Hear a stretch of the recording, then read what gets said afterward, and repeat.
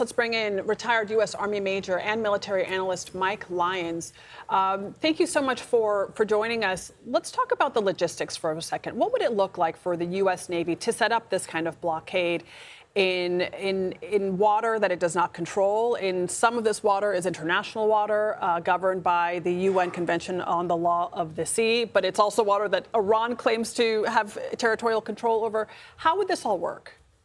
You know, Andrea, after an operational pause now, the Navy's all hands on deck as they need to bring forward the aircraft carrier, all the destroyers, cruisers, all the weapons and capability that the Navy has right now to do this very difficult mission. You saw the president say that we are going after the petroleum sites and not necessarily blocking the straits. We're going to allow certain ships through it, but for all practical purposes, just try to do this economic blockade on Iran itself. Very difficult mission. The Navy looks at three potential threats from Iran, and that's coastal batteries along their sidelines where they could intercept potentially ships and fire missiles that are not interceptable. They could lay mines at scale where they're very concerned about the mine laying capability that they still have and where we need NATO to help with that. And then last thing is Iranian Guard frigates and small ships that can also threaten the seas there. So the military's got a very difficult mission in the next few days in order to ensure that this blockade is what the president's looking for.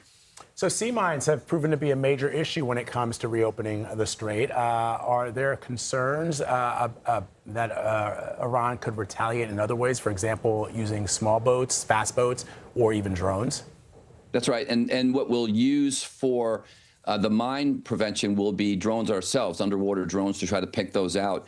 But if they decide to deploy them at scale, then that becomes a bigger problem. I think Iran could also respond by activating the proxies they have, the Houthis in the area. They could start firing ballistic missiles at some of the ships, and as well as go after our Gulf allies that are there right now, which are clearly on our side. I think that's underreported here, that the Gulf states, the Saudi Arabia, Oman, Qatar, they want us to continue this mission. They want to see Iran finished off here.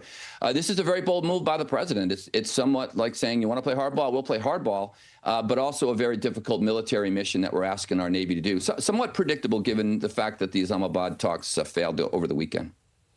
All right, Mike Lyons, thank you so much for your time. Thanks.